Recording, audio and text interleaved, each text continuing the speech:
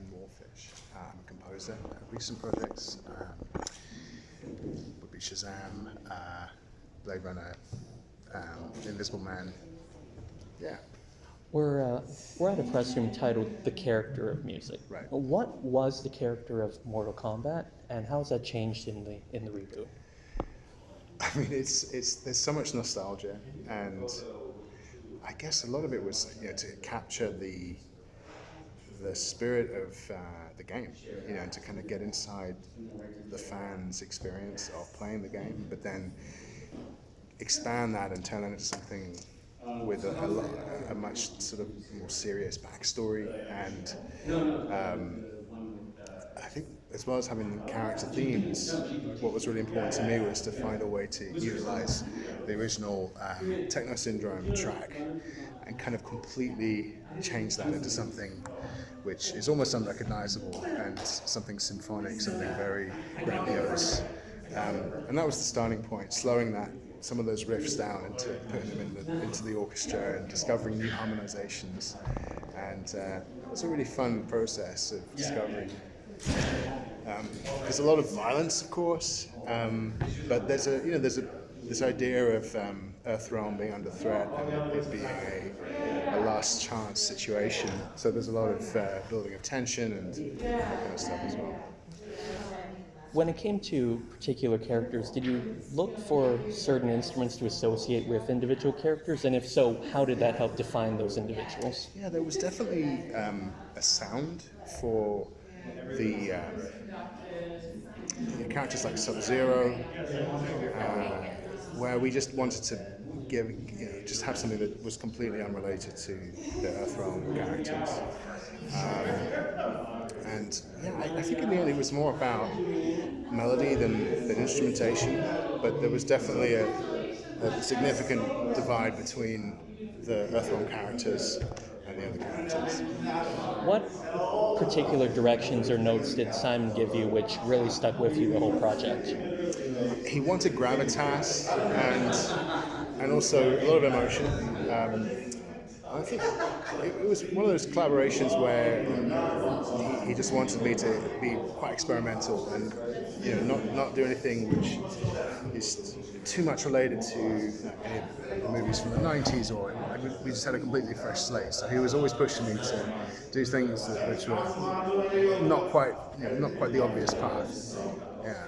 If I'm not mistaken, you also have a project coming out pretty soon, actually, with Ron Howard, 13 Right. Lives. Yeah. What's the tone and sound that we can expect from that project, and did you look to incorporate any local instruments? I did.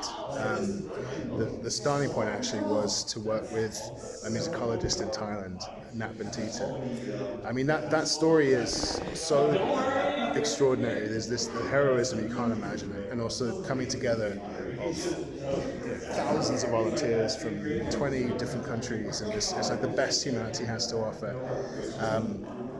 And of course, it's a true story, and you have to honor the people and the fact that the stakes were so unimaginably high. Ron really wanted it to feel almost, it's a very cinematic piece, but quite journalistic as well, and very immersive for the audience. So the score actually needed to kind of be quite transparent all the time, and it's not over-dramatized. I mean, it should kind of be heroic without any of the normal tropes of heroism, and the way in was actually to start from the other side and just kind of incorporate a lot of local instruments and the song, which I wanted to find a theme for the mountain range itself.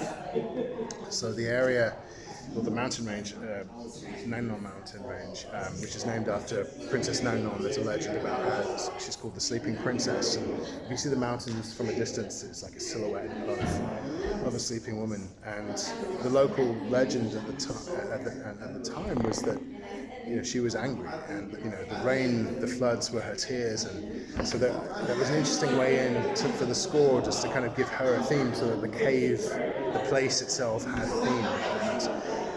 something that shifts from being terrifying and dangerous to quite benevolent towards the end. And I worked with Nat Bentita. She discovered this song, or she knew of this song, about 400 years old, from the exact region of Thailand, and that became a really important motif, planted very subtly throughout the score, but then at the very end it's sung in its entirety.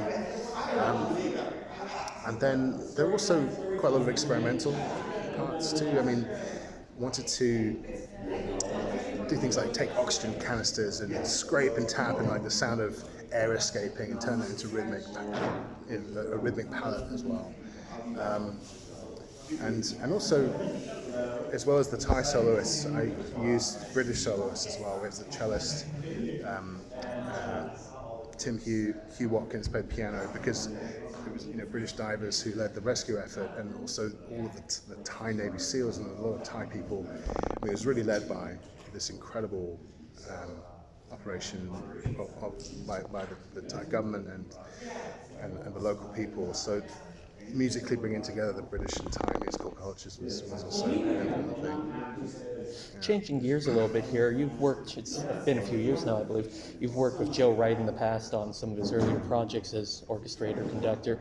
What was that working relationship like, and what does he demand from folks on the music side when he's putting together a film project? Well, this is going back nearly 20 years, and it was a wonderful period in my 20s where I was being mentored by Dario Marianelli, who's a very dear friend and incredible composer, and orchestrating and conducting those scores. And I got to just kind of really be a fly on the wall, watching Joe and Dario work together, and learn an unbelievable amount. I mean, he's someone who, like any great film director, is incredibly meticulous about the smallest detail, and we would nuance the performance of each cue in such a way that it was almost like he would be almost directing the orchestra in a way, in terms of the performance, like an actor, and that had a big impact on me. It's something that I've brought with me with my own scores when I'm recording them. Just these unbelievable artists we get to work with, these musicians. Just kind of giving them the story, giving them the background of why this particular harmony is happening. And sometimes showing them the clip of the film so they can really understand what the context. And I remember Joe doing that a lot. He was very, very hands-on. Are you confirmed for Mortal Kombat 2? We are doing that, yes. Yeah.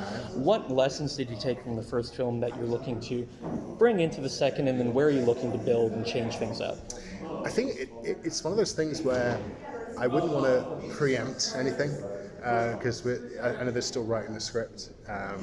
So I think I'd need to wait until I've seen the film. But I know that there's something very special planned, and I'm sure there'll be room for reprising some of the themes, but also probably taking them to another level. Yeah. Thank you very much for your time. Yeah, of course. Thank you.